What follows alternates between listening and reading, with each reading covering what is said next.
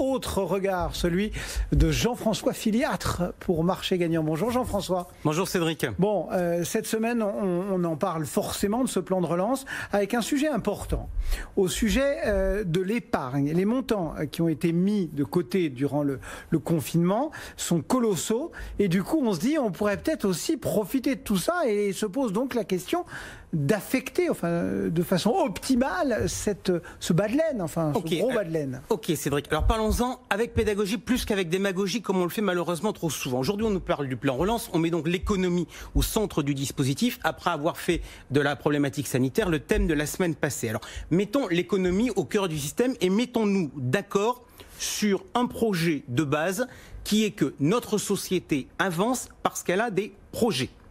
Ces projets, il faut les financer. Et pour les financer, il faut de l'argent. Cet argent, il faut le trouver. Et cet argent, il a un nom, c'est l'épargne. Donc moi déjà, je commence à prendre une posture initiale. Si on veut réussir une relance et un projet de société d'un point de vue économique, il faut commencer par ne pas avoir de discours stigmatisants vis-à-vis des épargnants. Et vous trouvez qu'en ce moment, le ou les discours sont stigmatisants ? Aujourd'hui, on n'en parle pas, Nicolas le disait à l'instant, on est plus tourné vers l'entreprise et l'investissement que vers la consommation. Mais franchement, quand j'ai entendu les discours que j'ai entendus ces dernières semaines, où on disait aux épargnants, vous avez mis 100 milliards de côté grâce au Covid, donc maintenant les gars, vous renvoyez l'ascenseur, vous allez vous mettre à consommer d'urgence, je trouve pas ça cool. Et en fait, je vais vous dire, plus globalement, je suis quand même insupporté par le discours économique qui oppose l'épargne à la consommation.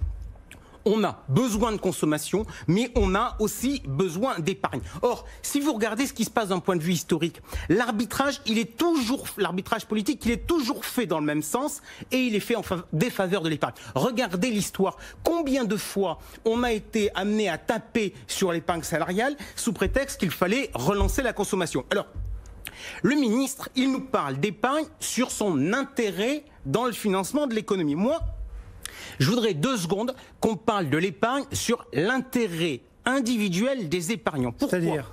Parce qu'en fait, quand vous avez de l'épargne, vous êtes plus serein. Donc, ça a des effets sur votre vie quotidienne, sur votre consommation, sur votre productivité, sur votre prise de risque. Comme prendre une analogie sportive. Vous allez faire un match de tennis, si vous arrivez la peur au ventre, vous êtes sûr d'un truc, c'est que vous allez perdre. Eh bien, je pense que avoir de l'épargne, c'est avoir de la confiance. Et je pense que les pouvoirs politiques s'en moquent comme de l'an 40. D'ailleurs, ça fait belle lurette qu'on a oublié l'épargne populaire. Enfin, vous pouvez pas dire ça. On a 15% de taux d'épargne. Et là, je vous parle du rythme de croisière. C'est encore plus avec le Covid. Alors, je vais vous dire, non seulement je vais le dire, mais j'ai confirmé. Pourquoi ? Parce que dans les années 90, quand vous étiez non imposable, il y avait le plan d'épargne populaire. Et donc, on vous donnait un crédit d'impôt pour vous encourager à épargner. Maintenant, si l'on regarde d'un point de vue fiscal, on vous autorise à déduire de vos revenus vos cotisations retraite si vous souscrivez de l'épargne retraite. Qui a des inquiétudes d'épargne retraite ? Des cadres d'un certain niveau. En fait, on a déporté le monde de l'épargne vers la clientèle haut de gamme. Et ça a notamment été démontré par des chiffres publiés par Fast & Figures, qui fait que le marché de l'assurance vie standard grand public, qui représentait 55% du marché en 2012, n'en représente plus aujourd'hui que 48%. Ça veut dire qu'on rentre dans le monde des produits, là, en commençant à s'intéresser à l'assurance vie. Qu'est-ce qui sert le plus le financement de l'économie, selon vous ? Alors, je vous retourne une question. Est-ce que vous savez ce qui advient de votre argent, l'argent que vous avez placé ? Non, pas vraiment. Voilà. Alors le problème, je vais vous dire, il commence là. Dès lors qu'on ne dit pas ce qui est fait de l'argent, ça laisse la place à toutes les supputations et toutes les manipulations. Alors, on veut bien sûr que l'épargne soit utile. Et donc, il faut faire une opération transparence. Donc, on va commencer, par enfoncer une porte ouverte, mais la meilleure façon d'avoir de la transparence dans le monde de l'épargne, c'est d'avoir des circuits courts. Il n'y a pas que dans le monde de l'épargne. Moins il y a d'intermédiaires, plus c'est clair. Mais, Cédric, au fait, quel placement vous pouvez faire en direct pour financer un acteur économique ? Acheter une action, par exemple, non ? Ouais, acheter une action, parce que les SICAV, l'assurance vie, c'est pas du financement direct. Et en fait, pourquoi ? Qu'est-ce qu'on constate déjà ? On constate une réalité du marché de l'épargne depuis 20 ans en France. On veut systématiquement rajouter des intermédiaires sous prétexte que le sujet est complexe et que les Français sont, paraît-il, ignares. Donc, en fait, on rajoute du flou. Donc, en direct, on finance l'économie réelle quand on apporte directement de l'argent à quelqu'un qui en a besoin. Donc, soit c'est un besoin de fonds propres. Et dans ce cas-là, vous souscrivez à une augmentation de capital. Vous apportez réellement l'argent à une entreprise. Si moi, Jean-François Filiatre, j'achète un titre sur le marché, à vous, Cédric Decoeur, oui, qui est ma contrepartie. En fait, j'apporte que dalle à l'entreprise. Alors, ça ne veut pas dire que ça n'aura pas un impact économique. Parce que peut-être que vous allez utiliser cet argent pour changer votre vélo électrique. Ou peut-être pas. En fait, le hic, c'est que pour qu'il y ait une augmentation de capital, il faut que les entreprises le demandent. Et pardon, je suis au regret de le dire, mais ces derniers temps, au niveau des entreprises, on était plus dans une situation de rachat de titres, c'est-à-dire de rendre le capital aux épargnants, que de leur demander de financer. Oui, vous évoquez les augmentations de capital, en gros le marché primaire, alors que quand on échange des actions, c'est ce qu'on appelle le marché secondaire. Mais l'entreprise, elle peut peut-être choisir une autre voie, celle par exemple de s'endetter. Ouais, mais alors là, pardon, vous vivez dans le monde magnifique de la théorie. Pourquoi ? Parce que ça fait des années que les particuliers ont été éjectés du marché obligataire. Vous voyez, même l'État, vous parlez d'entreprise, mais même l'État peut avoir besoin de se financer.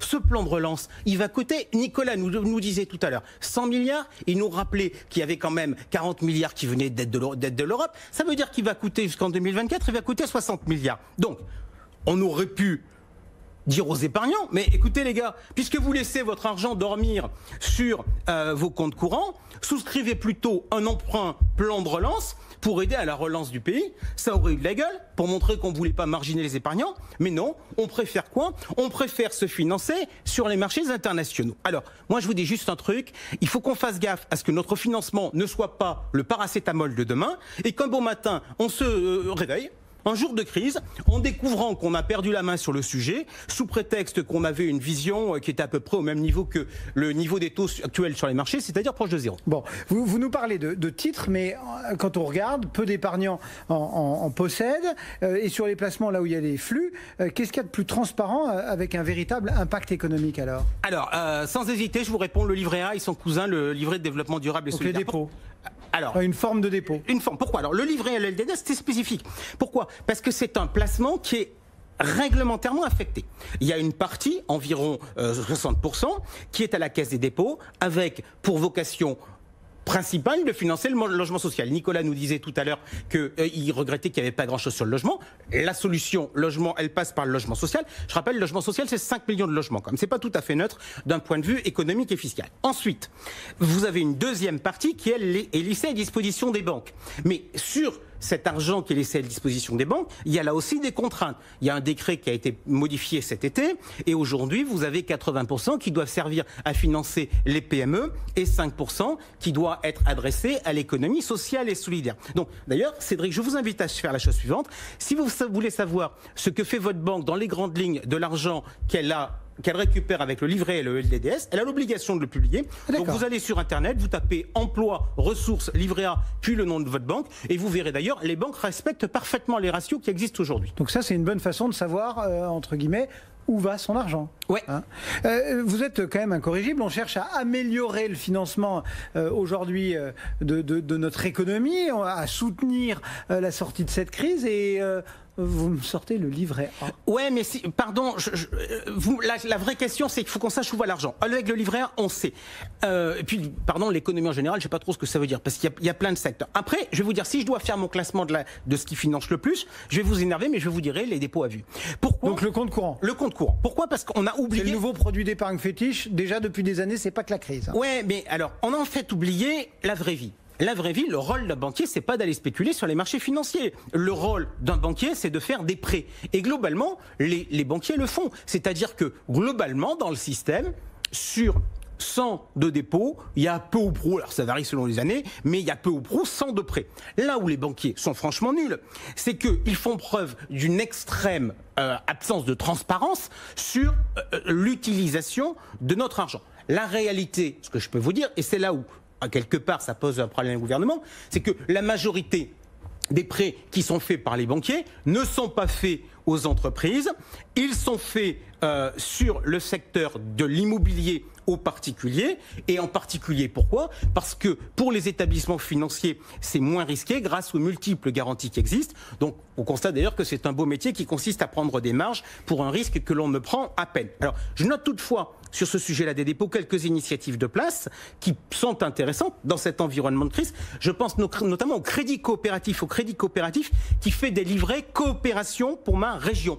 Et sur ces livrets, il s'engage à financer l'économie locale. C'est des FIP version crédit coopératif. Voilà, c'est du livret, sauf que c'est pas tout à fait le même risque que le FIP, c'est vraiment du livret, et il y a un engagement de 75% sur l'économie locale. Moi, je dis la chose suivante. Le ministre, grosso modo, la règle m'impose d'avoir un compte bancaire.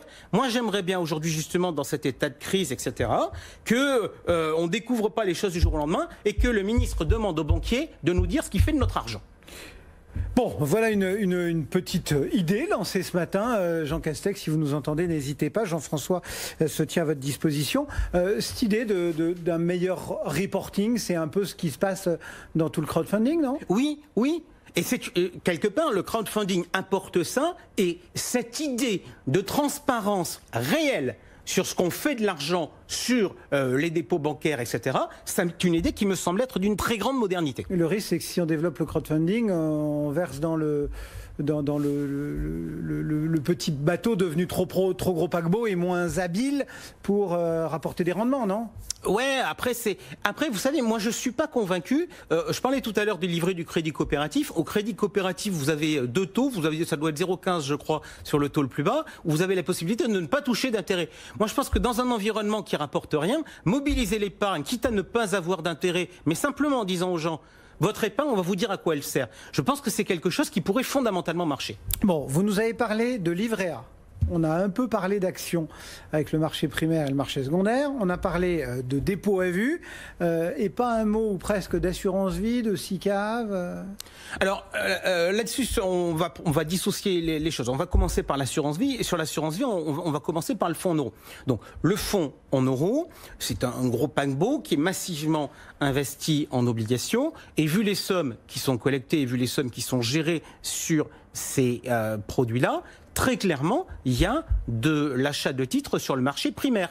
C'est-à-dire, non pas où on achète à un autre investisseur, mais où on apporte directement de l'argent à quelqu'un qui en a besoin. Alors là où on peut potentiellement faire un reproche sur le fonds en euros, c'est que finalement, ceux qui captent majoritairement les capitaux, c'est l'État et le secteur bancaire. Donc c'est pas...